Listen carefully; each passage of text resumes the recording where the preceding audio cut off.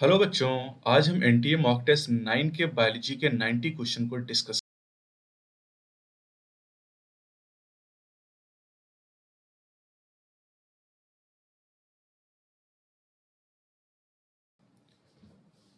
Hello बच्चों, Gangwar institute for NEET channel पे आप सभी का स्वागत है। मैं हूं डॉक्टर हरिओम गंगवार।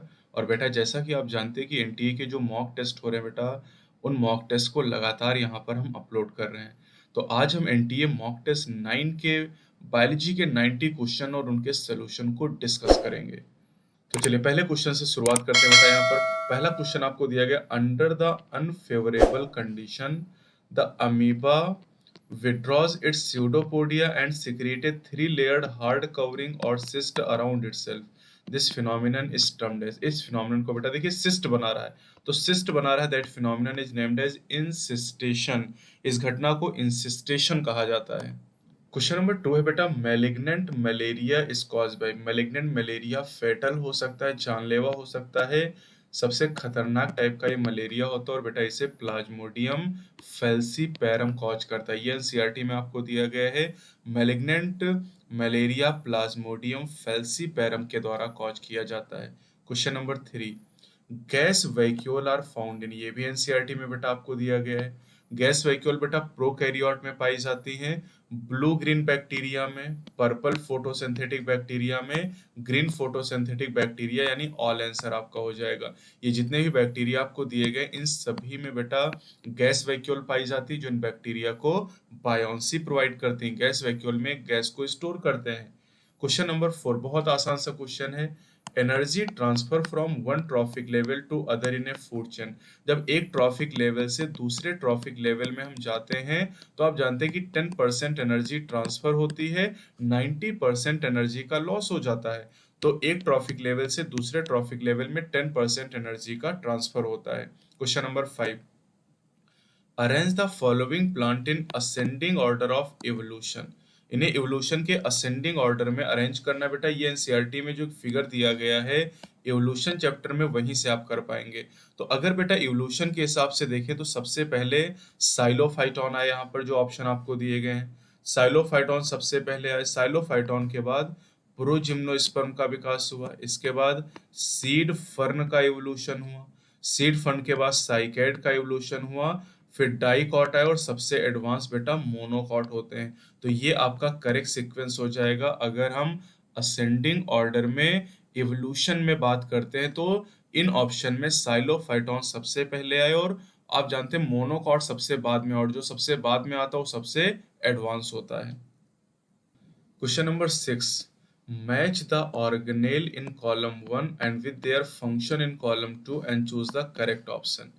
एक कॉलम में ऑर्गेनेल है और दूसरे कॉलम में फंक्शन दिए गए बेटा, तो चलिए मैच करते हैं। पहला गोल्जी बॉडी। अब बेटा गोल्जी बॉडी क्या करता है? गोल्जी बॉडी की बात करें तो ये स्पर्म के एक्रोसोम का फॉर्मेशन करता है। तो इसको यहाँ से आप मैच कराएंगे, ए को 5 से मैच कराएंगे। अब ऑप्शन आप देखिए तो पहला ऑप्शन और डी ऑप्शन आपका खत्म हो गया, दो ही ऑप्शन आपके बचे। अब रफ एंडोप्लाज्मिक रेटिकुलम की बात करें बेटा, तो रफ एंडोप्लाज्मिक रेटिकुलम क्या करता है? ये बेटा प्रोटीन की सिंथेसिस करता है, क्योंकि इस पे राइबोसोम होते हैं तो ये प्रोटीन बनाता है। तो अब दोनों ऑप्शन में बी को थर्ड से मैच कराया गया है। माइक्रोट्यूब्यूल क्या करते हैं बेटा? माइक्रोट्यूब्यूल की बात करें तो माइक्रोट्यूब्यूल स्पिंडल फॉर्मेशन में रोल प्ले करते हैं।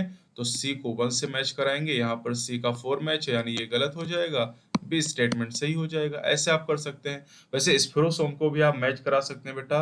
स्फेरोसोम की अगर बात करें तो synthesis and storage of fat. लेकिन बेटा एनसीईआरटी अगर आप पढ़ते हैं तो एनसीईआरटी में ना तो एक्रोसोम ऑफ स्पर्म में गोल्जी बॉडी के फॉर्मेशन के बारे में बताया गया है, ना ही स्फेरोसोम के बारे में बताया गया। तो इस क्वेश्चन को हम एनसीईआरटी के बाहर का क्वेश्चन कंसिडर करेंगे। Question number 7, Which of the following is correct for the mitochondrial ETS? Mitochondria में जो ETS है बेटा, उसके लिए कौन सा स्टेटमेंट करेक्ट है? अब यहाँ पर पहला ऑप्शन दिया, number of ATP molecule synthesise does not depend upon nature of electron donor. गलत है बेटा।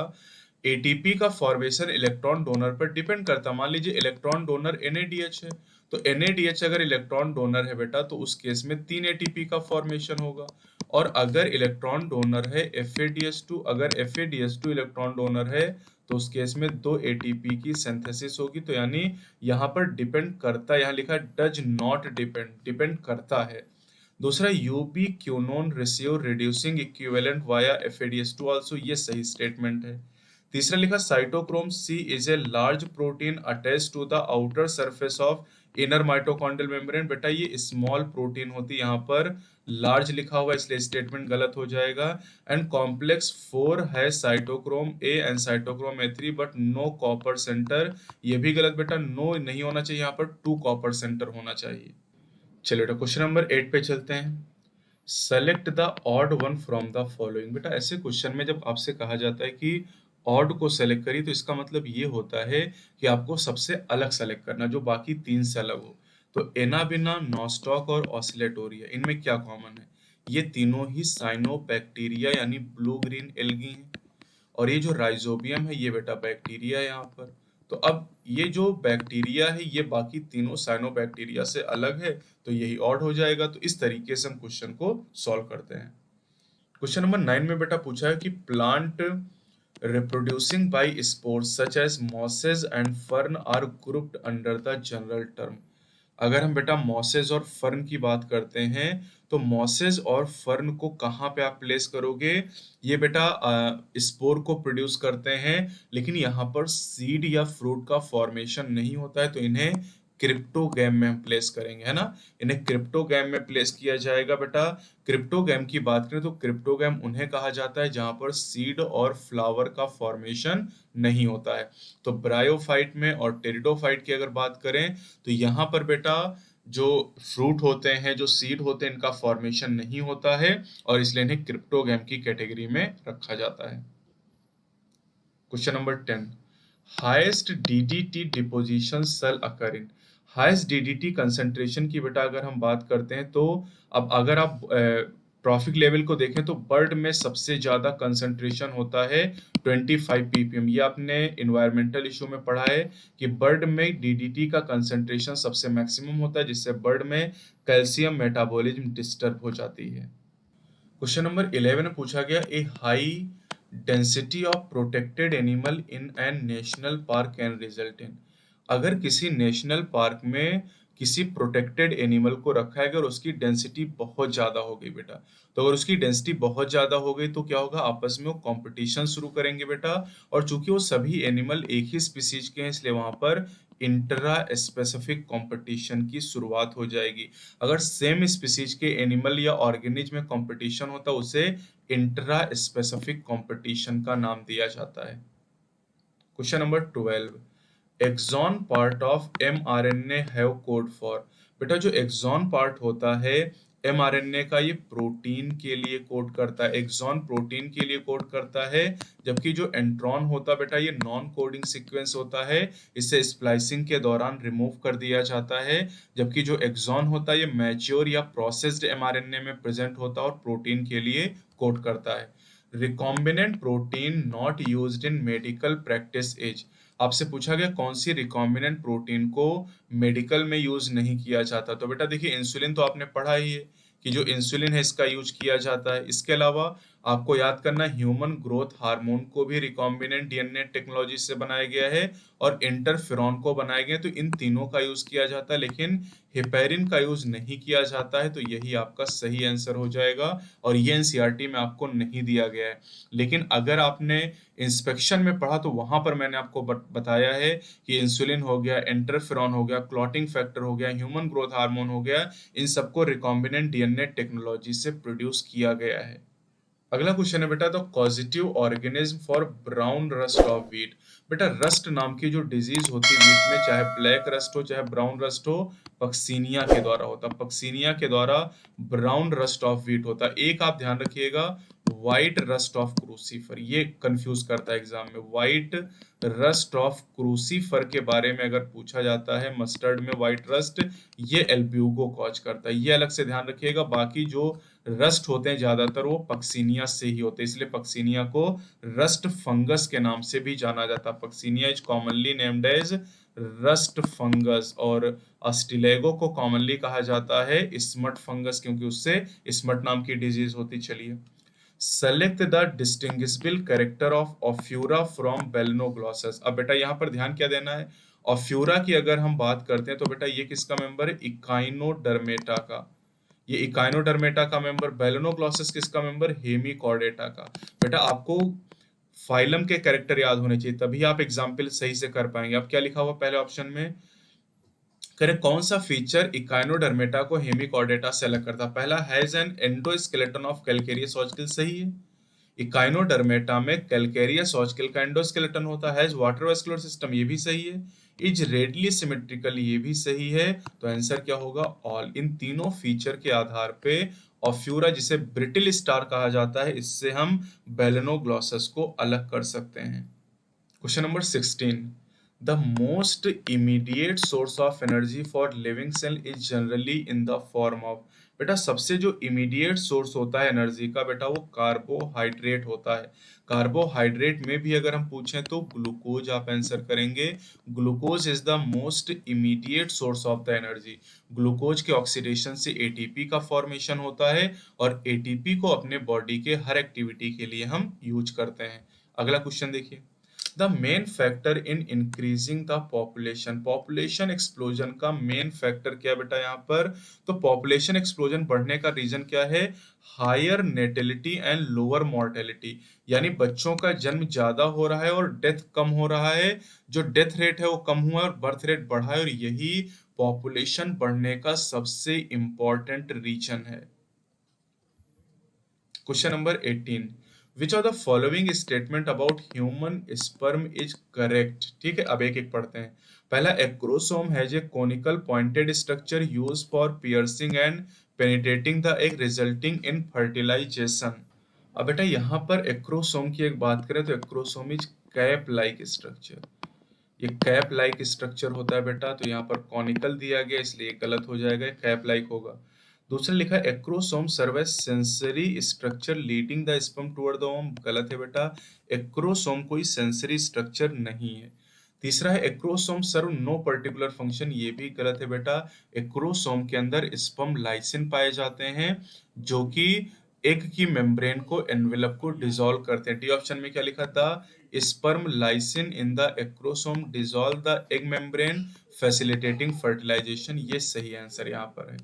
लेकिन केवल एनसीईआरटी अगर बेटा आप पढ़ते हैं तो इस क्वेश्चन का आंसर आप नहीं कर सकते, क्योंकि एनसीईआरटी में कई सारी चीज़ों का जिक्र नहीं है। जैसे यहाँ पर स्पर्म लाइसिन की हम बात करते हैं ना, तो ये सारी चीज़ें आपको थोड़ा सा ध्यान देनी पड़ेंगी। इसीलिए एक 12 बजे बेटा हम सेशन डेली रखते हैं, जहाँ पर हम एनसीईआरटी के बियॉन्ड कई सारे टॉपिक को डिस्कस करते हैं। चलिए फिर देखिए, the testes in human are situated outside the abdominal cavity inside a pouch called scrotum. The purpose served is for। Testis को स्क्रोटम में abdominal cavity के बाहर क्यों रखा गया है, ये इसलिए रखा गया to maintain the scrotal temperature lower than internal body temperature. बेटा स्क्रोटम का टेम्परेचर इंटरनल बॉडी टेम्परेचर से 2 से लेके 2.5 डिग्री सेल्सियस कम होता है, और ये लो टेम्परेचर स्पर्मेटोजेनेसिस के लिए जरूरी होता है। Question number 20, family planning programme was initiated in. बेटा इंडिया में फैमिली प्लानिंग प्रोग्राम की शुरुआत 1951 में की गई, और इंडिया पहली वो कंट्री था जहां पर फैमिली प्लानिंग प्रोग्राम की शुरुआत की गई थी। चलिए बेटा, क्वेश्चन नंबर 21 में आपसे पूछा गया कि bacteria are present in which of the following kingdom. तो बेटा बैक्टीरिया प्रोकैरियोट हैं, और प्रोकैरियोट को किस किंगडम में रखा जाता है आप ही बता दो। बहुत सिंपल सा क्वेश्चन है बेटा, जो प्रोकैरियोट होते हैं उन्हें मोनेरा किंगडम में प्लेस किया जाता है। क्वेश्चन नंबर 22 में कहा है arrange the following in order of their location from periphery to centre in dicot body. बेटा डाइकॉट प्लांट में आपसे कहा है कि आउटर से इनर की तरफ चलना है। तो अब यहाँ पर देखिए, एंडोडर्मिस तो आपने नाम सुना होगा, मेटाजाइलम नाम सुना होगा, फ्लोएम नाम सुना होगा, लेकिन ट्राइकोब्लास्ट आपके लिए नया नाम हो सकता है। ट्राइकोम तो आपने सुने होंगे, लेकिन ट्राइकोब्लास्ट क्या है बेटा, ट्राइकोब्लास्ट वो सेल हैं जो फॉर्मेशन करते हैं रूट हेयर का। और रूट हेयर का फॉर्मेशन कहाँ से होता है बेटा, आप जानते हैं एपिडर्मल सेल से होता है, और एपिडर्मिस सबसे बाहर होती है। एपिडर्मिस सबसे बाहर होती है, उसके बाद एंडोडर्मिस आ जाएगा। तो यानी ट्राइकोब्लास्ट सबसे बाहर हो जाएगा आउटर साइड में, उसके बाद एंडोडर्मिस आ जाएगा, फिर फ्लोएम आ जाएगा और उसके बाद जाइलम या मेटाजाइलम आ जाएगा। तो आंसर डी हो जाएगा।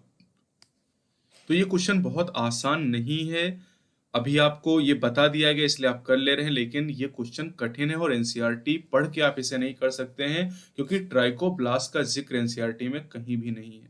Question number 23, where can we find major and minor group?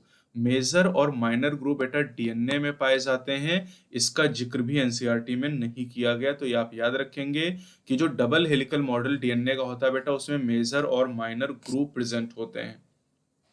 Question number 24, which of the following is not a chemically modified sugar? इनमें से कौन सी केमिकली मॉडिफाइड शुगर नहीं है? ये एनसीईआरटी में बेटा दिया गया है। ग्लूकोसामिन केमिकली मॉडिफाइड शुगर है, एन एस्टाइल गैलेक्टोसामिन ये भी केमिकली मॉडिफाइड शुगर है।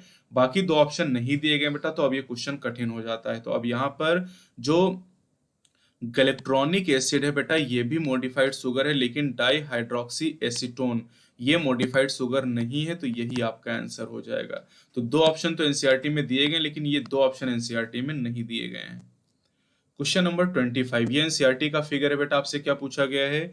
Given below is the diagrammatic representation of impulse conduction through the axon. Select the option with the incorrect information about impulse conduction at point A and B. चलिए एक एक option पढ़ते हैं, देखते हैं। पहले option में क्या लिखा? An electric current flows on inner surface from side A to B and outer surface from side B to A to complete the circuit. एकदम सही स्टेटमेंट है। इनर साइड में ए से बी की तरफ और आउटर साइड में बी से ए की तरफ करंट का फ्लो होगा।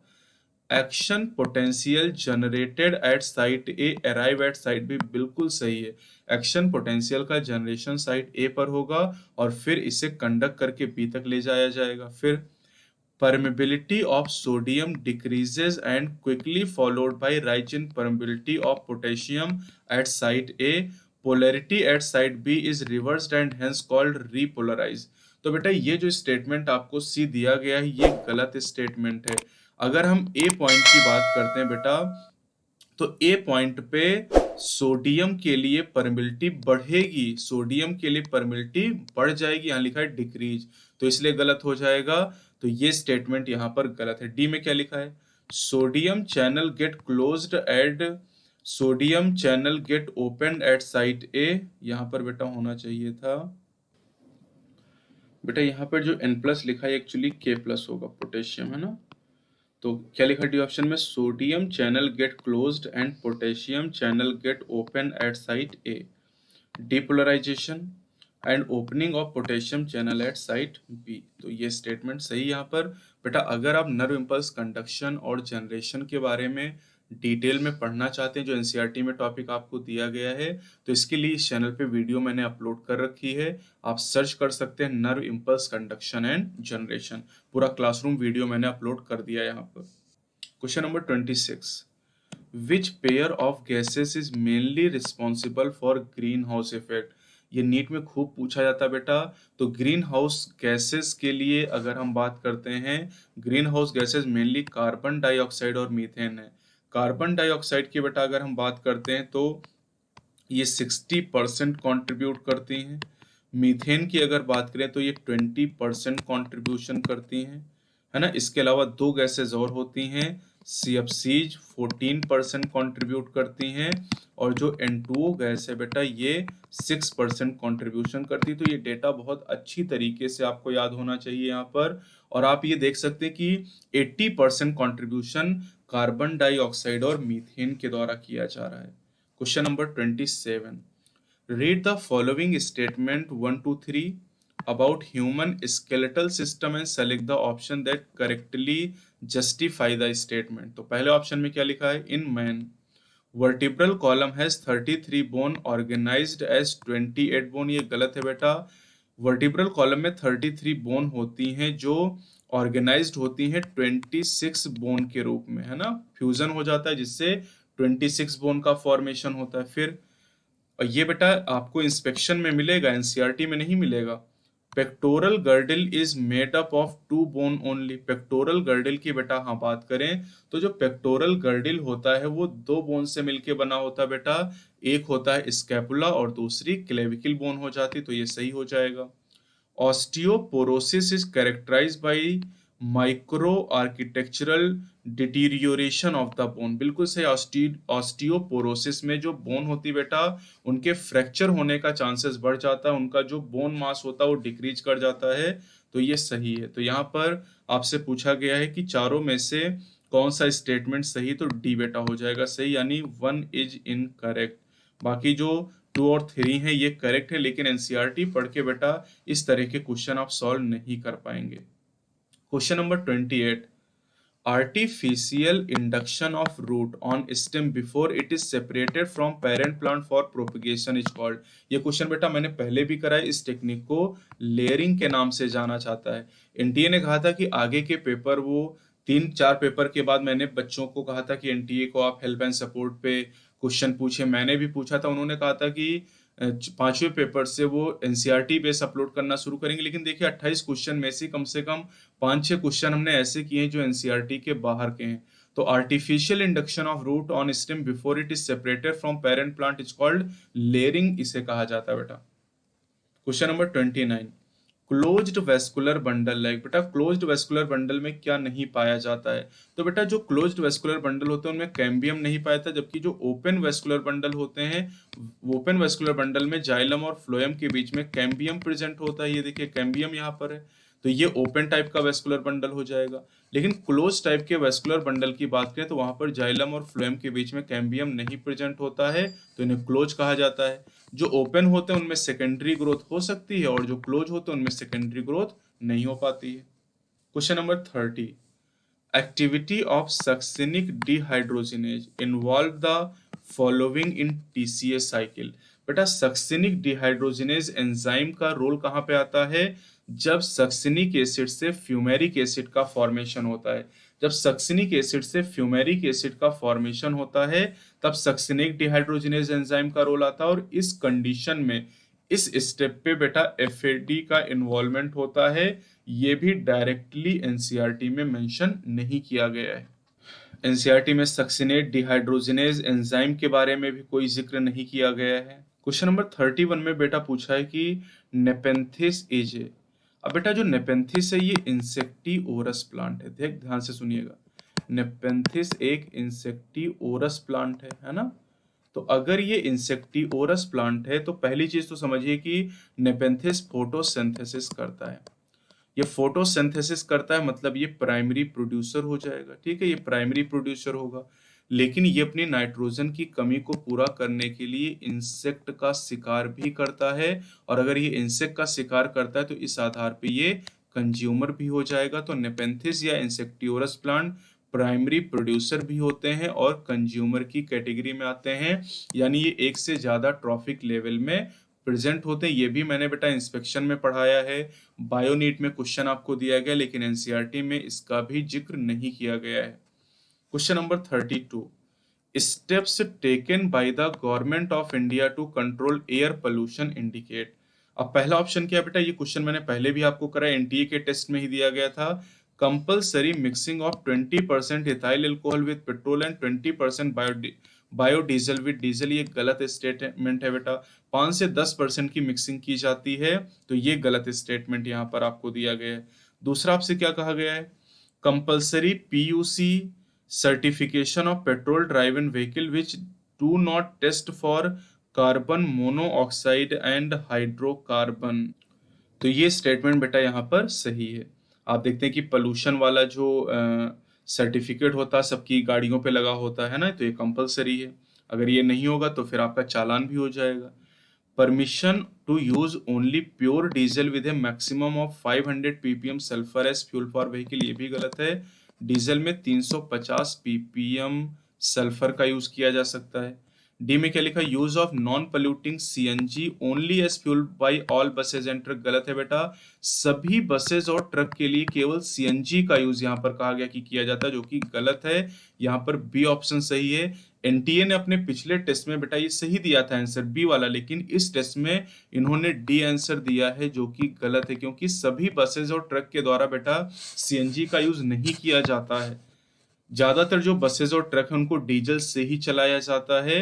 तो ये गलत स्टेटमेंट एनटीए ने दिया है। पिछले टेस्ट में भी जो मैंने कराया था उसमें 5 क्वेश्चन एनटीए ने गलत दिए थे। यहाँ पर ये पहला क्वेश्चन है जो एनटीए ने आंसर गलत दिया, डी आंसर दिया है, जबकि यहाँ पर बी आंसर होना चाहिए। क्वेश्चन नंबर 33 में पूछा गया डाइजेस्टिव एंजाइम आर। बेटा जो डाइजेस्टिव एंजाइम होते हैं, जैसे रेनिन हो गया, पेप्सिन हो गया, ट्रिप्सिन हो गया, बॉन्ड को तोड़ने का काम करते हैं। तो बॉन्ड को हाइड्रोलाइज करते हैं, इसलिए इन्हें हाइड्रोलेजेस क्लास में रखा गया है। तो डाइजेस्टिव एंजाइम हाइड्रोलेजेस क्लास में रखे जाते हैं। और ये क्लास कौन सा है बेटा, क्या आप जानते हैं क्लास नंबर कौन सा है, 3 क्लास से बिलोंग करते हैं। Question number 34, which of the following statement is not true. यहाँ पर आपसे पूछा कौन सा स्टेटमेंट गलत है, तो चलिए देखते हैं। The partial pressure of oxygen in oxygenated blood is 95 mmHg, सही है। The partial pressure of oxygen in alveolar year is 104 mmHg, ये भी सही है। The partial pressure of carbon dioxide in alveolar year is 40 mmHg, ये भी सही है। The partial pressure of carbon dioxide in deoxygenated blood is 95 mmHg, ये बेटा यहाँ पर स्टेटमेंट आपको गलत दिया गया है। अगर हम डीऑक्सीजनेटेड ब्लड की बात करते हैं तो डीऑक्सीजनेटेड ब्लड में जो CO2 का पार्शियल प्रेशर होता है बेटा, ये 45 mmHg होता है। यहाँ पर 95 दिया गया है, इसलिए गलत हो जाएगा। Question number 35, probe used in DNA fingerprinting are initially. Alex Jeffrey के द्वारा डीएनए फिंगरप्रिंटिंग में जो प्रोब यूज किए गए थे बेटा, वो मिनी सैटेलाइट थे। मिनी सैटेलाइट, ये आपको ध्यान रखना है, उन्होंने सैटेलाइट डीएनए का यूज किया था।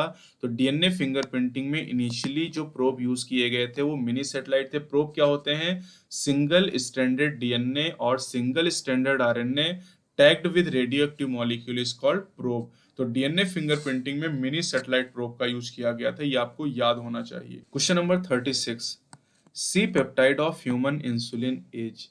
बेटा ह्यूमन इंसुलिन में जो सी पेप्टाइड होता है उसे रिमूव कर दिया जाता है मैचुरेशन के दौरान। जब प्रो इंसुलिन को इंसुलिन में चेंज करते हैं तो सी पेप्टाइड को रिमूव कर दिया जाता है बेटा। देखिए जो प्रो इंसुलिन होता है बेटा उसमें 3 चेन होती हैं, ए, बी और सी चेन होती है, लेकिन मैच्योर इंसुलिन में ए और बी चेन होती हैं। तो जब प्रो इंसुलिन से इंसुलिन का फॉर्मेशन किया जाता है तो सी पेप्टाइड का रिमूवल कर दिया जाता है, और सी पेप्टाइड के रिमूव होने से प्रो इंसुलिन से मैच्योर इंसुलिन का फॉर्मेशन हो जाता है। Question number 37, which one of the following statement is correct with respect to kidney function regulation. चलिए एक एक पढ़ते हैं। पहला क्या लिखा है, during summer when body loses lot of water by evaporation the release of ADH is suppressed। बेचा जब समर में बॉडी से वाटर का लॉस ज्यादा होगा तो एडीएच का सिक्रीशन सप्रेस नहीं होगा बेटा, एडीएच का जो सिक्रीशन है वो बढ़ जाएगा। तो ये स्टेटमेंट यहाँ पर गलत दिया गया है, क्योंकि एडीएच का काम क्या होता है, वाटर के लॉस को रोकना। तो गर्मी में वाटर का लॉस ज्यादा हो रहा है तो एडीएच का सिक्रीशन बढ़ेगा, सप्रेस नहीं होगा, इसलिए गलत है। दूसरा, when someone drink lot of water ADH release is suppress, ये सही है। एडीएच का काम क्या है, वाटर को कंजर्व करना। पर्सन ज्यादा पानी पी रहा है तो उस केस में एडीएच का जो रिलीज है, एडीएच का काम नहीं होगा और इसका रिलीज कम हो जाएगा, ये सही है। सी में क्या लिखा है, exposure to cold temperature blood flow stimulate formation of angiotensin 2, ये गलत है बेटा। अगर हम कोल्ड कंडीशन की बात करते हैं तो कोल्ड कंडीशन में एंजियोटेंसिन 2 का फॉर्मेशन नहीं होगा। An increase in glomerular blood flow stimulate formation of angiotensin 2, बेटा यहाँ पर डिक्रीज होना चाहिए। अगर ग्लोमेरुलर ब्लड फ्लो डिक्रीज होगा तो एंजियोटेंसिन का सिक्रीशन होगा, तो ये भी स्टेटमेंट यहाँ पर गलत है। क्वेश्चन नंबर 38 बहुत ही बेहतरीन सवाल, अगर ध्यान से नहीं पढ़ेंगे तो गलत करेंगे। How many ATP molecule are generated in Calvin cycle. बेटा केल्विन साइकिल में एटीपी मॉलिक्यूल जनरेट नहीं होते हैं, 0 खर्च होते हैं बेटा। यहाँ पर अगर आपसे पूछा यूटिलाइज्ड, अगर आपसे यूटिलाइज पूछता तब आपका आंसर क्या होता? 18 एटीपी, और ज्यादातर बच्चे यही कर देंगे। लेकिन बेटा आपसे पूछा जनरेट, तो केल्विन साइकिल में एटीपी बनती थोड़ी, खर्च होती है बेटा।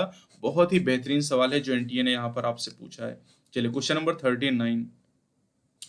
When all part except the leaves of a sordid plant are covered with a light-proof cover and then subjected to short daylight dark treatment, it will produce flower bud। कह रहे हैं कि प्लांट के अगर सभी पार्ट को, पत्तियों को छोड़कर, एक सॉर्डे प्लांट है जिसमें पत्तियों को छोड़ के बाकी सभी प्लांट को कवर कर दिया गया लाइट प्रूफ कवर से, और फिर उसके ऊपर लाइट डाली गई, सॉर्डे लाइट, और डार्क ट्रीटमेंट किया गया, तो वहां पर फ्लावर बड प्रोड्यूस हुई। फिर कह रहे हैं कि when A portion of this plant is grafted on another plant of the same species which has been prevented from flowering by excessive exposure to light, this later plant will also produce flower bud which is the best inference from this result। तो बेटा यहाँ से हम क्या नतीजा निकाल सकते हैं? यहाँ से हम ये नतीजा निकाल सकते हैं कि बेटा जो फोटो पीरियोडिक स्टिमुलस है, जो फोटो पीरियोडिक स्टिमुलस होता है बेटा, उसे पत्तियों के द्वारा रिसीव किया जाता है, पत्तियों के द्वारा उसे रिसीव किया जाता है, और फिर हार्मोन के फॉर्म में उस स्टिमुलस को प्लांट में या बड तक, या आप कह सकते हैं कि शूट टिप तक भेजा जाता है। तो photo periodic stimulus is receive by the leaf and transmitted by A hormone. ये यहाँ से इंटरफ्रेंस निकाल सकते हैं। ये भी बेटा एनसीईआरटी सीधे पढ़ के आप नहीं कर सकते, इसके लिए कॉन्सेप्ट आपको पता होने चाहिए। Question number 40। The factor which does not affect the rate of alveolar diffusion is। करें कौन सा फैक्टर एल्वेलाई में डिफ्यूजन के रेट को प्रभावित नहीं करता है? तो बेटा थिकनेस ऑफ मेम्ब्रेन अफेक्ट करती है, प्रेशर ग्रेडियंट भी अफेक्ट करता है, कंसंट्रेशन ग्रेडियंट भी अफेक्ट करता है। ये तीनों डिफ्यूजन के रेट को अफेक्ट करते हैं, लेकिन रिएक्टिविटी ऑफ जो गैसेज है, इससे डिफ्यूजन के रेट पे कोई फर्क नहीं पड़ता है। क्वेश्चन नंबर 41 में बेटा आपसे पूछा है in adult female oxytocin. Adult female की अगर बात करें तो बेटा एडल्ट फीमेल में जो ऑक्सीटोसिन होती है, इसके बारे में क्या लिखा? It is secreted by anterior pituitary. गलत है बेटा। ऑक्सीटोसिन का जो सिक्रीशन होता है ये पोस्टीरियर पिट्यूटरी से होता है, पोस्टीरियर पिट्यूटरी से। फिर क्या कहा है? Stimulate growth of memory gland. बेटा ऑक्सीटोसिन की अगर हम बात करते हैं तो ऑक्सीटोसिन जैसे प्रोलैक्टिन हार्मोन होता है, उससे मेमोरी ग्लैंड की ग्रोथ होती है। Stimulate pituitary to secrete vasopressin, ये भी गलत है। ऑक्सीटोसिन एडीएच या वैसोप्रेसिन के सिक्रीशन को स्टिमुलेट नहीं करता है। In adult female oxytocin causes strong uterine contraction during parturition. बच्चे के जन्म के समय जो ऑक्सीटोसिन है ये स्ट्रॉन्ग यूट्राइन कॉन्ट्रैक्शन कराता है मायोमेट्रियम में। Question number 42। A normal vision man whose father was colorblind marries a woman whose father was also colorblind. They have the first child as a daughter. What is the chance of this child would be colorblind? तो चलिए इसको करते हैं बेटा। इसमें का normal vision man है, यानी मैन कैसा है? X Y. ठीक, इसको मैं ऐसे लिख लेता हूँ normal vision. Whose father was colour blind, इसका फादर कैसा था बेटा? कलर ब्लाइंड था। तो फादर कलर ब्लाइंड था तो इसको एक्स वाई मैं लिखूंगा। ठीक है। अब यहाँ पर बेटा इसका फादर कलर ब्लाइंड था, इसके एक्स क्रोमोसोम पे कलर ब्लाइंडनेस का जीन था, लेकिन फादर से लड़के में बेटा वाई जीन आता है, तो इसका फादर कैसा भी हो लड़के को कोई फर्क नहीं पड़ता है। एक्स सेक्स लिंक डिसऑर्डर की एक खासियत होती है कि इनका इनहेरिटेंस बेटा फादर से लड़कियों में होता है, क्योंकि फादर से लड़कियों में एक्स क्रोमोसोम जाता है, लड़कों में फादर से वाई क्रोमोसोम जाता है, तो इससे कोई फर्क लड़के को नहीं पड़ेगा। ठीक। अब इसकी मैरिज किससे हुई? एक वुमेन से। ठीक है, एक वुमेन से इसकी मैरिज हुई जिसके फादर कलर ब्लाइंड थे, इसके फादर भी कलर ब्लाइंड थे, तो इसको ऐसे लिखेंगे। अब अगर इसके बेटा फादर कलर ब्लाइंड थे तो इसका मतलब ये है कि इसको फादर से क्या मिला? एक एक्स क्रोमोसोम मिला कलर ब्लाइंडनेस वाला। क्लियर? तो यहाँ पे ऐसे लिख लेंगे आप। अब देखिए, अब इन दोनों का क्रॉस करा देते हैं, है ना? तो चलिए क्रॉस कराते हैं तो क्या होगा? यहाँ पर दो तरह के गैमीट बनेंगे, 50% स्पर्म में एक्स जाएगा और 50% में वाई। यहाँ पर भी दो तरह के गैमीट बनेंगे, 50% एग में एक्स जाएगा और 50% में एक्स जाएगा। अब यहाँ पर पनेट स्क्वायर बना लीजिए ऐसे, है ना? पनेट स्क्वायर बना के आप गैमीट का फ्यूजन, इसको इससे फ्यूज कराइए तो क्या बनेगा? एक्स सी एक्स। इसको इससे फ्यूज कराएंगे तो एक्स एक्स। इसको इससे फ्यूज कराएंगे तो एक्स सी वाई बनेगा। और इसको इससे फ्यूज कराएंगे तो XY बनेगा।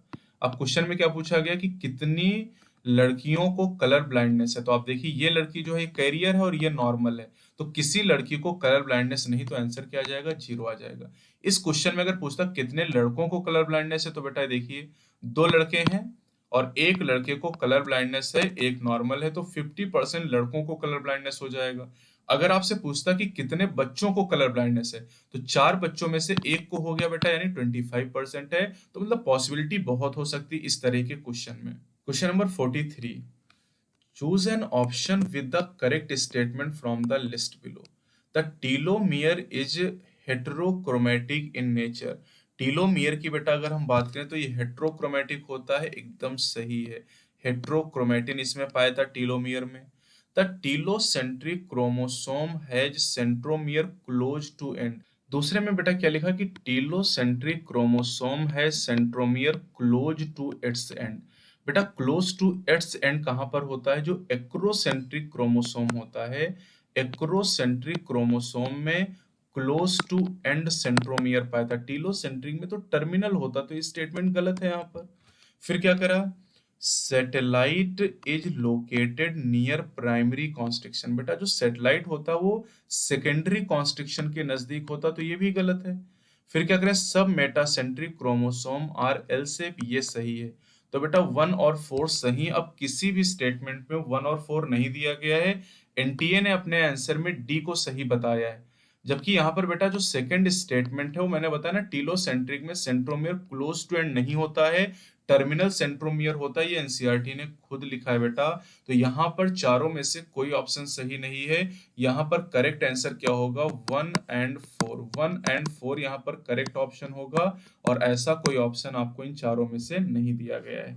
पेज नंबर 139 पे, एनसीईआरटी क्लास 11 के पेज नंबर 139 पे जाके आप इस पॉइंट को चेक कर सकते हैं। ये पॉइंट आपको टीलोसेंट्रिक वाला गलत दिया गया, जबकि एनटीए के हिसाब से ये सही है। Question number 44, India's wheat yield revolution in the 1960s was possible primarily due to। कह रहे भारत में जो 1960s में हरित क्रांति आई, वीट के प्रोडक्शन में जो इंक्रीज हुआ वो किसकी वजह से हुआ। तो ये बेटा इसकी किसकी वजह से हुआ, इसका आंसर बेटा हो जाएगा mutation resulting in plant height reduction. ये प्रीवियस ईयर का क्वेश्चन है और यही आंसर इसका करेक्ट होगा, जबकि एनटीए ने इसका आंसर हाइब्रिड सीड दिया है, जबकि इसका आंसर होगा mutation resulting in plant height reduction. तभी तो आप कहते हैं semi dwarf variety, semi dwarf. तो सेमी डॉर्फ वेराइटी कैसे डेवलप हुई, सोनालिका, कल्याण सोना, ये वीट की सेमी डॉर्फ वेराइटीज हैं, और इनका फॉर्मेशन कैसे हुआ, म्यूटेशन के द्वारा। और म्यूटेशन की वजह से बेटा यहाँ पर जो प्लांट की हाइट हो रिड्यूस हुई, इससे प्रोडक्टिविटी बढ़ गई। तो सी आंसर। और प्रीवियस ईयर में बेटा क्वेश्चन पूछा गया, लेकिन एनटीए इसका आंसर ए कर रहा है, जबकि इसका आंसर आप पुरानी गाइड बुक में देखेंगे, प्रीवियस ईयर क्वेश्चन में देखेंगे तो सी आंसर इसका बताया गया है, तो वही सही भी होगा। क्वेश्चन नंबर 45 में बेटा पूछा गया, which of the following statement is incorrect for the reason of opting scientific name over vernacular name. बेटा साइंटिफिक नेम का मतलब है बाइनोमियल नॉमेनक्लेचर।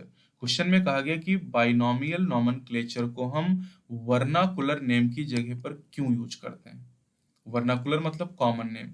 जैसे आप चाइना रोज की बात करो, तो चाइना रोज को बेटा हिंदी में गुड़हल के नाम से जाना जाता है, इंग्लिश में सूफ्लार के नाम से जाना जाता है, संस्कृत में पद्मचारिणी के नाम से जाना जाता है। तो ये वर्नाकुलर नेम हो गया। साइंटिफिक नेम इसका एक ही है, हेबिस्किस रोजा साइनेंसिस। वर्नाकुलर नेम कई सारे हैं।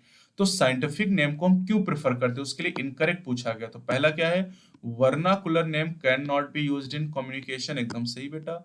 अगर दो अलग अलग लैंग्वेज या अलग अलग कंट्री के रहने वाले लोग हैं और वो चाइना रोज के बारे में आपस में बात करते हैं, एक गुड़हल जानता है दूसरा सूफ्लार जानता है, तो उसे कैसे पता चलेगा। तो इन्हें कम्युनिकेशन में यूज नहीं कर सकते हैं। Some vernacular name have incorrect meaning, yes कई वर्नाकुलर नेम ऐसे होते हैं जिनकी इनकरेक्ट मीनिंग होती है, जिनका नाम ही गलत होता है। Some vernacular name are particularly use for specific organism only, ये गलत है बेटा। कुछ वर्नाकुलर नेम ऐसे होते हैं जो अलग अलग ऑर्गेनिज्म के लिए यूज कर लिए जाते हैं। और डी में क्या लिखा, all organism do not occur in an area, ये भी सही स्टेटमेंट, तो इनकरेक्ट बेटा यहाँ पर सी हो जाएगा। कह रहे कि कुछ वर्नाकुलर नेम स्पेसिफिक ऑर्गेनिज्म के लिए केवल यूज किए जाते हैं, जबकि ऐसा नहीं है। वर्नाकुलर नेम जो होते हैं बेटा वो अलग अलग जगह पर अलग अलग तरह के ऑर्गेनिज्म के लिए यूज किए जाते हैं। क्वेश्चन नंबर 46 में बेटा आपसे पूछा गया एपोमिक्सिस इज। एपोमिक्सिस क्या है बेटा? Formation of seed without syngamy and meiosis. बेटा सिनगेमी का मतलब क्या? फर्टिलाइजेशन। तो बिना फर्टिलाइजेशन के अगर सीड बन जाते हैं that is named as apomixis. तो आपका आंसर बी हो जाएगा। क्वेश्चन नंबर 47 क्या कहा गया है? In the dark reaction of photosynthesis assimilatory power is used for the reduction of. बेटा एसिमिलेटरी पावर पहले जान लीजिए क्या है। एसिमिलेटरी पावर का मतलब होता है एटीपी और एनएडीपीएच, है ना। एटीपी और एनएडीपीएच को एसिमिलेटरी पावर कहा जाता है। और एटीपी और एनएडीपीएच का यूज किया जाता है किसके रिडक्शन के लिए बेटा? पीजीए के रिडक्शन के लिए एसिमिलेटरी पावर का यूज किया जाता है डार्क रिएक्शन में। ये पेपर जो एनटीए का पेपर नंबर 9 है ना, ये कुछ ज्यादा ही कठिन लग रहा होगा आपको भी, है ना। चलिए देखते हैं। Match the column 1 with the phrases in column 2. Choose the correct answer which give the correct combination of the alphabet of the column. चलिए देखते हैं। मैग्नीशियम की बात करते हैं बेटा। मैग्नीशियम क्या करता है? स्ट्रक्चरल कंपोनेंट ऑफ क्लोरोफिल, ठीक है, सही है। सल्फर की बेटा बात कर लेते हैं। तो सल्फर क्या है? सल्फर कुछ अमीनो एसिड में पाया था जैसे सिस्टीन और मिथियोनिन। आयोडीन की बेटा बात करें तो iodine is not important for the plant.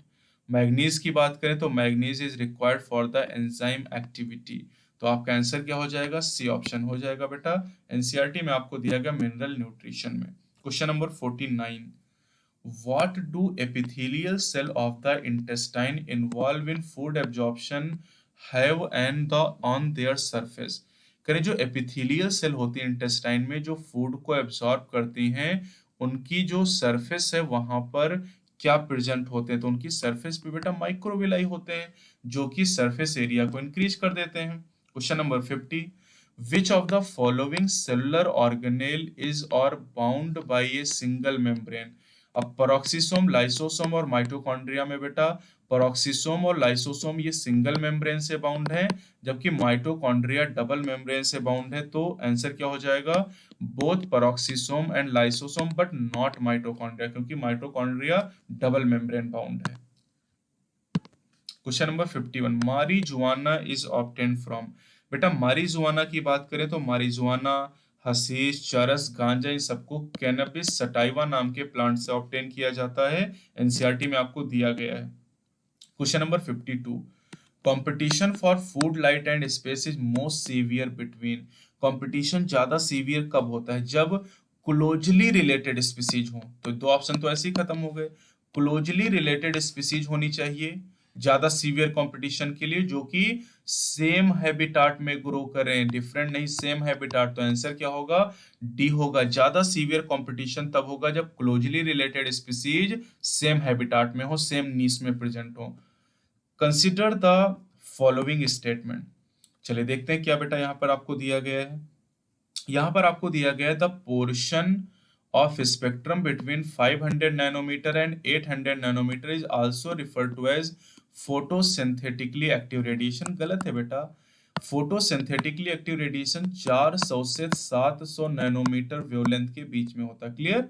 दूसरा ऑप्शन में क्या लिखा? Magnesium, calcium and chlorine ion play prominent role in photolysis of water. बेटा ये गलत है, क्योंकि यहाँ पर मैग्नीज और क्लोरीन का रोल होता है, तो ये भी गलत हो गया। सी में क्या लिखा? इन cyclic photophosphorylation oxygen is not released and NADPH is not produced. एकदम सही। साइक्लिक में ना तो ऑक्सीजन रिलीज होती है ना ही NADPH बनता है, ATP बनता है केवल। अब इनमें से पूछा गया है कि करेक्ट स्टेटमेंट ढूंढो, तो यहाँ पर क्या करेक्ट हो जाएगा? बी हो जाएगा करेक्ट। ए और बी फॉल्स है और सी ट्रू हो जाएगा। Question number 54।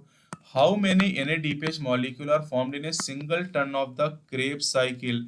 क्रेब साइकिल के एक टर्न में आपसे पूछा है कितने NADPH बनते। बहुत ही बेहतरीन सवाल है, थोड़ा सा ध्यान नहीं देंगे तो गलत कर जाएंगे बेटा। क्रेब साइकिल में NADPH बनता ही नहीं, तो जीरो आंसर होगा। बहुत बेहतरीन सवाल है। क्रेब साइकिल में बेटा NADH बनता है, नॉट NADPH। ध्यान दीजिए, क्रेब साइकिल में NADH बनता है। NADPH कहाँ बनता है? फोटोसिंथेसिस में। इसका तरीका मैं आपको बता देता हूँ। देखिए NADPH में P है, तो P क्या बताता है? फोटोसिंथेसिस को समझ लीजिए, है ना, याद करने के लिए। NADH में P नहीं, तो ये रेस्पिरेशन में क्रेब साइकिल में आ जाएगा। तो बेटा NADPH तो बनते ही नहीं क्रेब साइकिल में। अगर NADH यहाँ पर पूछा जाता तो आपका आंसर 3 होता। बहुत ही बेहतरीन सवाल है ये। Question number 55. The largest amount of phosphate bond energy is produced in the process of respiration during। बेटा सबसे ज्यादा अगर यहाँ पर हम देखें तो एनारोबिक रेस्पिरेशन में 2 ATP प्रोड्यूस होते हैं।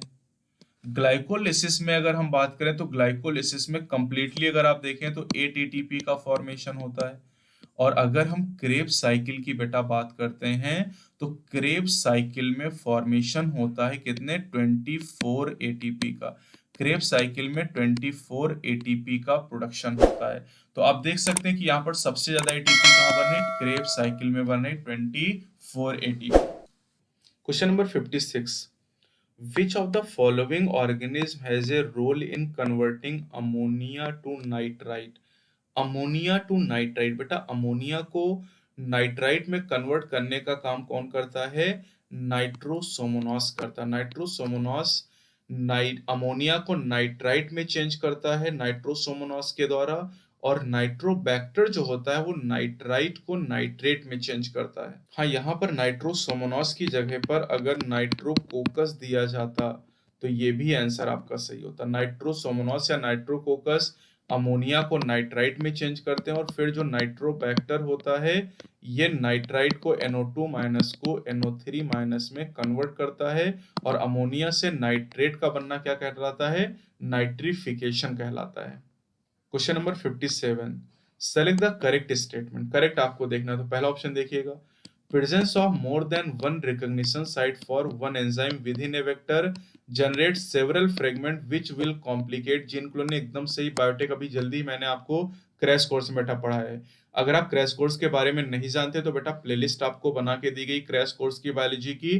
30 चैप्टर मैंने उसमें आपको पढ़ा दिए बेटा। 8 चैप्टर बचे हैं, वो भी हम अपलोड कर रहे हैं। दूसरे में क्या लिखा? Ligation of alien DNA is carried out at A restriction site present in. हो रहा है, ये गलत है बेटा।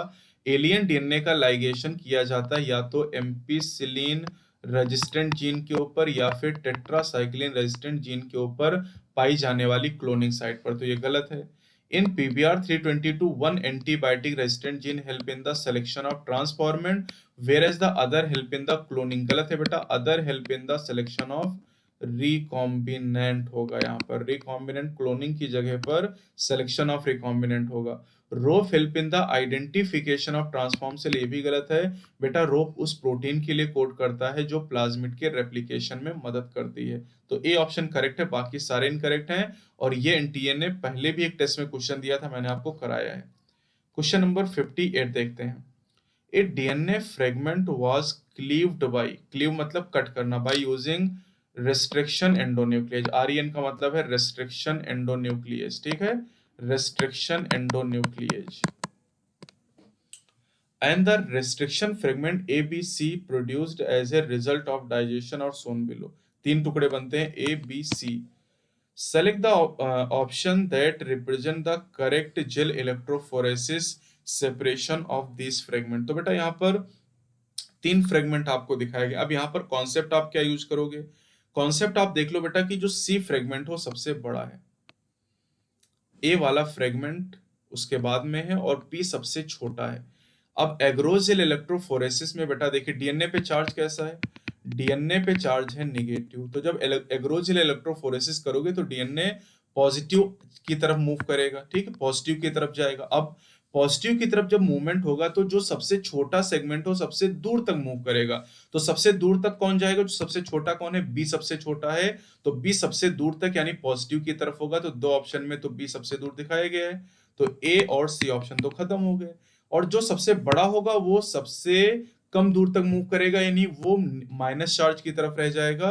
तो आप देख लीजिए बी और डी ऑप्शन में कौन सा आपका ऑप्शन करेक्ट हो जाएगा। यहां पर बेटा आपका करेक्ट स्टेटमेंट बी हो जाएगा। यहां पर देखिए सी जो है ये नेगेटिव पोल की तरफ रह गया, इसके बाद ए आ जाएगा और उसके बाद बी सबसे दूर तक मूव करेगा। अच्छा, अब कुछ बच्चों को कंफ्यूजन ये हो सकता है कि सर सी, ए और बी ये तो ऑप्शन डी में भी आपको दिया गया है और यही सीक्वेंस सी ए बी आपको यहाँ पर दिया गया, लेकिन अब साइज को देखिए आप, ए और बी का जो साइज है बेटा वो लगभग बराबर है, जबकि सी का साइज बहुत बड़ा है। तो जो बी का मूवमेंट होगा बेटा, ए का मूवमेंट लगभग उसी के बराबर होगा। तो आप देखिए बी के पास में ए होगा, सी के पास में ए नहीं होगा, क्योंकि सी का साइज सबसे ज्यादा बड़ा है। तो आंसर यहाँ पर बी हो जाएगा। बहुत ही बढ़िया सवाल है जो एनटीए ने फ्रेम करके दिया है। क्वेश्चन नंबर 59 में पूछा, विच of the following statement about HIV is or correct. पहला स्टेटमेंट क्या देखिए, HIV make a copy of DNA from its RNA genome using enzyme reverse transcriptase। तो एकदम सही स्टेटमेंट है।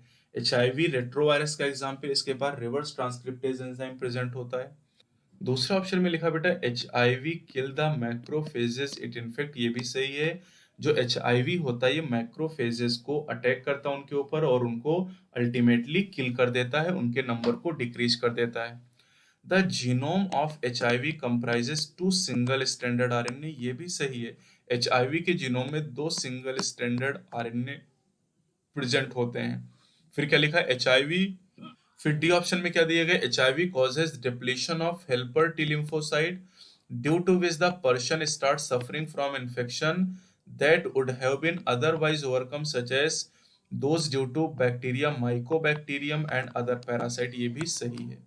तो बेटा यहाँ पर चारों स्टेटमेंट सही हैं, A B C and D, तो आंसर डी होगा।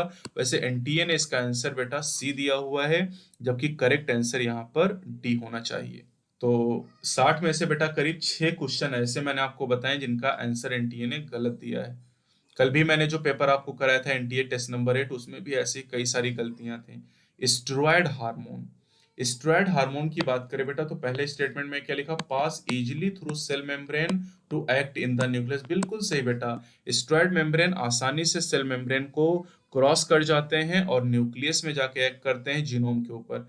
फिर कह रहे हैं स्टेरॉयड हार्मोन इंक्लूड टेस्टोस्टेरोन, ये तो सही है। ग्लूकोकॉर्टिकॉइड, ये भी स्टेरॉयड होते हैं, लेकिन रिलैक्सिन की बात करें बेटा तो रिलैक्सिन का नेचर स्टेरॉयड नहीं होता, तो इसलिए गलत हो जाएगा। These are produced in the gonad only, गलत है बेटा। स्टेरॉयड हार्मोन का प्रोडक्शन एड्रिनल कॉर्टेक्स से भी होता है, गोनैड से भी होता है, यहाँ लिखा ओनली गोनैड से प्रोड्यूस होता है, इसलिए गलत हो गया। Stimulate liver cell to convert glucose to glycogen, ये गलत है बेटा। स्टेरॉयड हार्मोन लिवर सेल में ग्लूकोज को ग्लाइकोजन में कन्वर्ट करने को स्टिमुलेट नहीं करते हैं, ये लिवर सेल में ग्लूकोज को ग्लाइकोजन में कन्वर्ट कराने का काम इंसुलिन करता है, जो कि एक प्रोटीन हार्मोन है। चलिए बेटा अगला क्वेश्चन 61 आपको दिया गया, the cell that divide to form 2 male nuclei in angiosperm, या 2 मेल गैमीट आपसे कह सकता है। तो कौन सी सेल डिवाइड करके 2 मेल गैमीट बनाती है, दैट इज जनरेटिव सेल। बेटा पॉलिन ग्रेन में 2 सेल पहले होती हैं, एक वेजिटेटिव सेल होती है और एक जनरेटिव सेल होती है। अब जो जनरेटिव सेल है ये बेटा माइटोसिस से डिवाइड करती है और ये 2 मेल गैमीट का formation. Question number 62, the wall of bacteria consist of, bacteria की सेल वॉल बेटा बनी होती है एन एस्टाइल ग्लूकोसामिन और एन एस्टाइल म्यूरेमिक एसिड, यानी बोथ आपका आंसर होगा। और ये दोनों एन एस्टाइल ग्लूकोसामिन और एन एस्टाइल म्यूरेमिक एसिड को मिला के कहा जाता है पेप्टाइडोग्लाइकैन, इन्हीं को मिला के नाम दिया जाता है peptidoglycan. Question number 63, mycorrhiza help in the absorption of, mycorrhiza की बेटा बात करें तो माइकोराइजा न्यूट्रिएंट को एब्जॉर्ब करने में मदद करता। माइकोराइजा एक सिम्बायोटिक एसोसिएशन है फंजाई और हायर प्लांट की रूट के बीच में। Question number 64, choose the hinge joint from the given example of joint in our body. Hinge joint की बेटा अगर हम बात करते हैं तो हिंज जॉइंट में कौन कौन आ जाएगा, जैसे एल्बो जॉइंट की बात करें ये हिंज जॉइंट का एग्जाम्पल हो जाएगा। इसके अलावा इंटरफेलेंजियल जॉइंट, हमारी जो फेलेंसिस होती हैं उंगलियों में, उन फेलेंसिस के बीच में जो जॉइंट होता है ये भी एग्जाम्पल है हिंज जॉइंट का। इसके अलावा अगर हम बेटा बात करते हैं नी जॉइंट के बारे में, ये भी तो एनसीईआरटी में नी जॉइंट दिया गया, बाकी बेटा ये दोनों दिए ही नहीं गए। तो ये अगर इंस्पेक्शन आपने पढ़ी है तो इंस्पेक्शन बुक में मेरी आपको दोनों दिए गए बेटा, तो तीनों एग्जाम्पल यहाँ पर हो जाएंगे। तो आंसर आपका क्या हो जाएगा बेटा, 2, 3 एंड 5, ये बेटा हो जाएंगे यहाँ पर हिंज जॉइंट के example. Question number 65, lateral root in higher plant arises from, higher plant यानी एंजियोस्पर्म की अगर हम बात करते हैं बेटा, तो एंजियोस्पर्म में लेटरल रूट की ओरिजिन कहाँ से होगी? पेरीसाइकिल से लेटरल रूट ओरिजिनेट करेंगे। लेटरल रूट में क्या आ जाती है? जैसे सेकेंडरी हो गई, टर्सरी रूट हो गई, ये लेटरल रूट होती है बेटा, और ये पेरीसाइकिल से राइज करती हैं। Question number 66, botanical garden and zoological park है वो। बॉटनिकल गार्डन और जूलॉजिकल पार्क की बेटा बात करें, ये एग्जाम्पलर का क्वेश्चन है, एनसीईआरटी एग्जाम्पलर का। इसमें एंडेमिक और एक्सोटिक लिविंग स्पीसीज को रखा जाता है। एंडेमिक उन्हें कहा जाता है जो एक पर्टिकुलर रीजन में रिस्ट्रिक्टेड होती है बेटा, और एक्सोटिक उन्हें कहा जाता है, एक्सोटिक का मतलब जो दूसरे एरिया में प्रेजेंट होती हैं और उन्हें किसी पर्टिकुलर एरिया में लाया जाता है। Question number 67, to yield a high amount of desired protein, which of the following culture method is suitable in large scale production? बेटा लार्ज स्केल प्रोडक्शन के लिए कंटिन्यूअस कल्चर मेथड का यूज किया जाता है। ये एनसीईआरटी में दिया और अभी बायोटेक में हाल ही मैंने आपको क्रैश कोर्स मेटा पढ़ाया है। चलिए अगला देखिएगा। At the posterior pore of the eye lateral to the blind spot, there is yellowish pigmented spot called macula lutea with a central pit called, तो मैकुला ल्यूटिया में जो सेंट्रल पिट होता है उसे फोविया या फोविया सेंट्रैलिस के नाम से जाना जाता है। फोविया या फोविया सेंट्रैलिस, जो कि थिन्ड आउट पोर्शन होता है रेटिना का, जहां पर केवल कोन प्रेजेंट होती हैं और यहां पर विजुअल एक्यूटी सबसे ज्यादा होती है। Question number 69, which of the following is a micronutrient for plant? बेटा कैल्शियम, मैग्नीशियम, नाइट्रोजन, ये तो मैक्रोन्यूट्रिएंट, जो मैग्नीज है ये एक माइक्रोन्यूट्रिएंट है, तो यही आपका आंसर हो जाएगा, एनसीईआरटी में दिया है। Question number 70, which of the following option has example of viviparous animal only? तो बेटा लिजर्ड की बात करें, टर्टल की बात करें, लिजर्ड और टर्टल ये रेप्टाइल के मेंबर, और रेप्टाइल क्या होते हैं बेटा? ओवी पैरस होते हैं, ये दोनों ओवी पैरस हो गए। प्लेटिपस और क्रोकोडाइल की बात करें बेटा, ये भी दोनों ओवीपेरस हैं। क्रो और क्रोकोडाइल ये भी ओवीपेरस के एग्जाम्पल होंगे। वेल और माउस ये दोनों मैमल हैं और दोनों में वीवीपेरी है, तो ये एग्जाम्पल हो जाएंगे बेटा। Question number 71, one advantage of cleistogamy, करें क्लिस्टोगैमी का एक एडवांटेज क्या है? बेटा क्लिस्टोगैमी ऐसे फ्लावर होते हैं जो कभी खिलते ही नहीं है। तो अब यहाँ पर बेटा बिना पॉलिनेशन के सीड का फॉर्मेशन हो जाता है, यानी एब्सेंस ऑफ पॉलिनेटर में भी सीड का फॉर्मेशन जरूर होगा। ये क्लिस्टोगैमी का एडवांटेज है। Question number 72, select the hormone whose level if drop will result in immediate menstruation? किस हार्मोन का लेवल घटने से ब्लीडिंग होती है? तो बेटा प्रोजेस्टेरॉन का लेवल घटने की वजह से ब्लीडिंग होती है।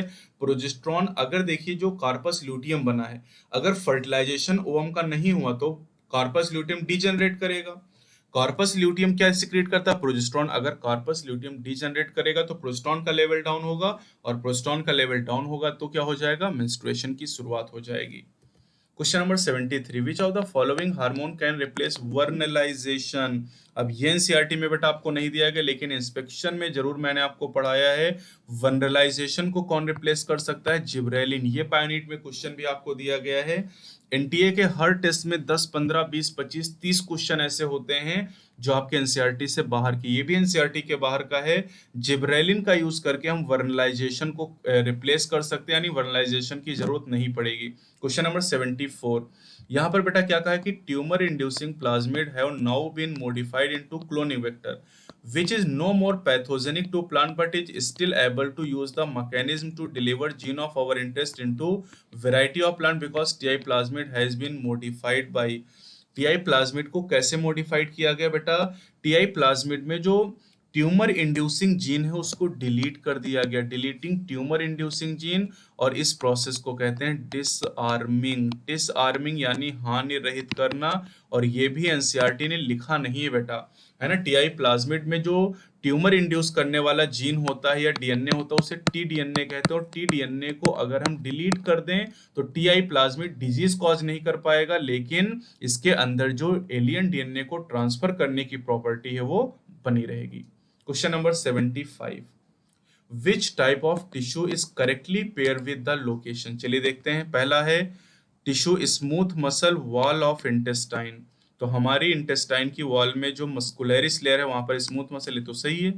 फिर क्या करें? एरियोलर टिश्यू लोकेशन टेंडन, ये गलत है बेटा। एरियोलर टिश्यू हमारी स्किन के नीचे होता है। फिर transitional epithelium tip of nose, ये गलत है बेटा। ट्रांजिशनल एपिथेलियम की बात करें तो ये यूरिनरी सिस्टम में पाया जाता है। फिर करें cuboidal epithelium lining of stomach, गलत है। लाइनिंग ऑफ स्टमक में बेटा कौन होता है? Cuboidal epithelium. Question number 76, in some seed remnant of nucellus are persistent, such seed are called। बेटा जिन सीड में न्यूसेलस परसिस्टेंट होता है, जिन सीड में न्यूसेलस पाया जाता है, उन्हें पेरीस्पर्मिक सीड कहा जाता है, क्योंकि परसिस्टेंट ऑफ न्यूसेलस को पेरीस्पर्म कहा जाता है। बेटा एल्बुमिनस सीड उन्हें कहा जाता है जिनमें एंडोस्पर्म प्रेजेंट होता है। न्यूसेलस प्रेजेंट होगा तो परसिस्टेंट न्यूक्लियस को पेरिस्पर्म कहेंगे, और ऐसी सीड को पेरिस्पर्मिक सीड कहा जाएगा। ये एनसीईआरटी में नहीं दिया गया आपको। पेरिस्पर्म तो बताया गया, लेकिन पेरिस्पर्मिक सीड का जिक्र एनसीईआरटी में नहीं है। Question number 77, how many species of orchid had been reported. Orchid की बेटा 20,000 जातियों के बारे में हमें पता। ऑर्किड की 20,000 जातियां, 3 लाख जातियां बीटल की हैं, बीटल की 3 लाख जातियां हैं, फिशेज की 28,000 जातियां हैं, फंजाई की करीब 72,000 जातियां हैं, और 20,000 जातियां ऑर्किड की और एंट की हैं। Question number 78, Which of the following ratio is generally constant for a given species। एक गिवन स्पीसीज के लिए, ये भी बेटा चारगाफ रूल का क्वेश्चन है, लेकिन एनसीईआरटी में आपको नहीं दिया गया। एक स्पीसीज की बात करें, एक स्पीसीज में A+T/G+C का रेशियो कांस्टेंट होता है।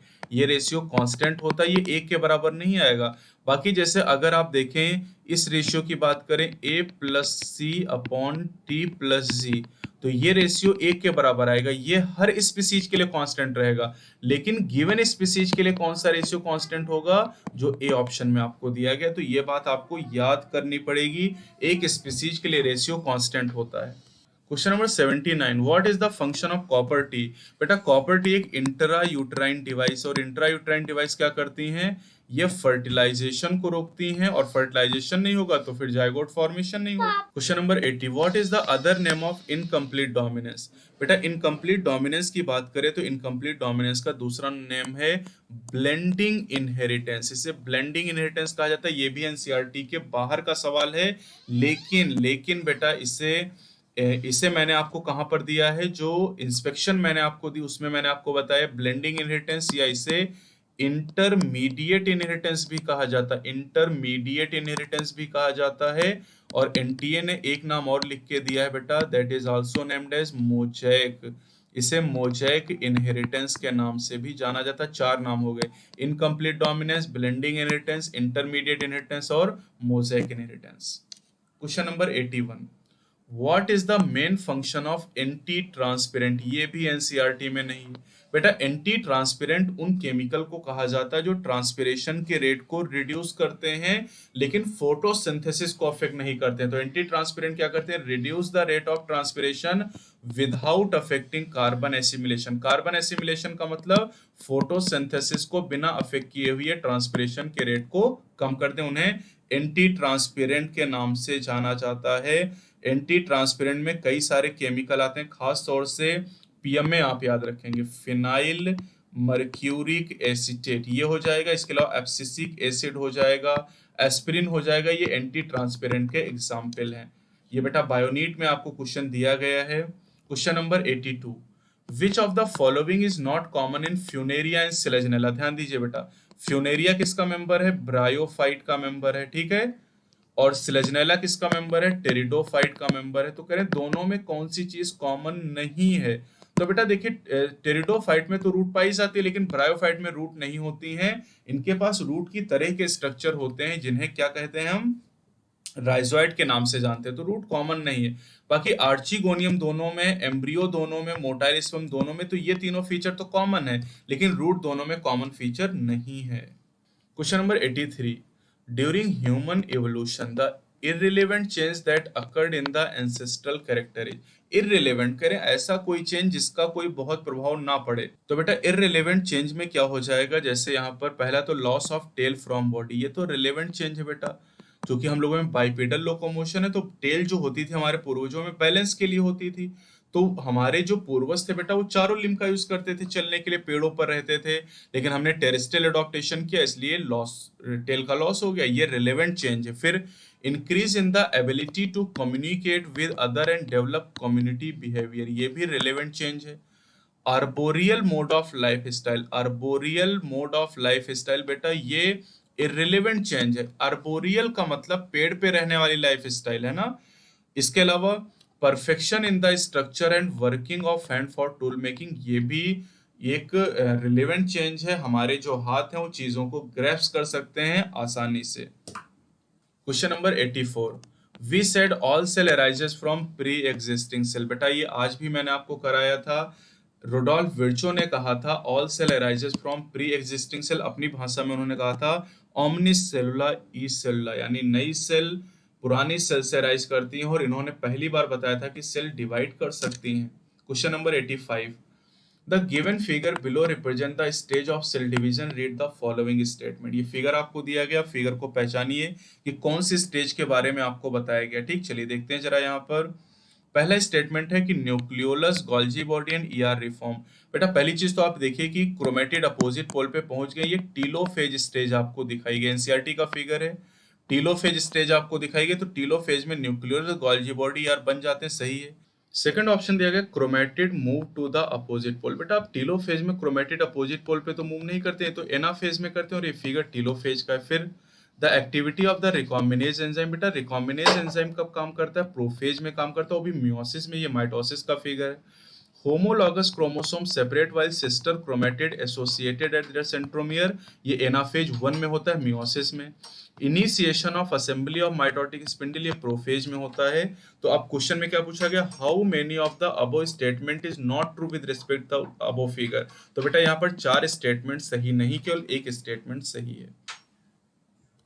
Question number 86, which of the following structure is not filled with endolymph, बेटा एंडोलिम्फ की अगर हम बात करते हैं तो एंडोलिम्फ कहां पर पाया जाता है, एंडोलिम्फ प्रेजेंट होता है जो मेम्ब्रेनस लेब्रिंथ होता है। अब मेम्ब्रेनस लेब्रिंथ में क्या क्या आता है, यूट्रिकुलस आता है, सैकुलस आता है, सेमी सर्कुलर कैनाल आता है, इन तीनों के अंदर एंडोलिम्फ पाया जाए। लेकिन जो टिम्पैनिक कैविटी है बेटा, टिम्पैनिक कैविटी में एंडोलिम्फ नहीं पाया जाता है, पेरिलिम्फ भी नहीं होता इसमें, ठीक है। जो टिम्पैनिक कैविटी है बेटा ये एयर फिल्ड कैविटी होती है, इसमें बोनी लेब्रिंथ, इसमें मतलब एंडोलिम्फ या पेरिलिम्फ कुछ भी नहीं होगा। Question number 87, Himgiri is a variety of dash dash developed by the hybridization and selection for disease resistance against rust pathogen। तो बेटा अगर हम बात करते हैं यहाँ पर हिमगिरी के बारे में, तो हिमगिरी वीट की वैरायटी है जो रस्ट से रेजिस्टेंट होगी, तो Himgiri is the variety of the wheat. Question number 88, a diploid living organism develop from zygote by which type of following repeated cell division, बेटा डिप्लॉयड लिविंग ऑर्गेनिज्म का फॉर्मेशन जाइगोट से, और zygote कैसा होता है, 2n होता है, और 2n से अगर डिप्लॉयड ऑर्गेनिज्म का फॉर्मेशन होगा तो क्रोमोसोम का नंबर कांस्टेंट कब रहेगा, जब माइटोसिस होगी, तो माइटोसिस से ही फॉर्मेशन होगा जाइगोट से डिप्लॉयड ऑर्गेनिज्म का। अगर जाइगोट में मियोसिस हो जाएगी तो हैप्लॉयड ऑर्गेनिज्म बनेंगे, जैसे ज्यादातर एल्गी की बात करें जहां पर हैप्लॉन्टिक लाइफ साइकिल होती है। Question number 89, Which of the following is a prerequisite for the imbibition? Imbibition के लिए कौन सी चीज जरूरी है, तो पहला ऑप्शन है presence of mucilage in the adsorbent, गलत है बेटा। The affinity between the adsorbent and the liquid, ये सही है, ये एनसीईआरटी ने दिया है। Water potential gradient between the adsorbent and the liquid, ये भी सही है, पोटेंशियल ग्रेडियंट होना चाहिए, एफिनिटी होनी चाहिए। Presence of cuticle on the surface of absorbent, ये गलत है, तो आंसर यहाँ पर ए हो जाएगा बेटा। ये एनसीईआरटी में आपको दिया गया है, जब आप प्लांट फिजियोलॉजी पढ़ते हैं वहां पर आपको ये पॉइंट दिया गया है।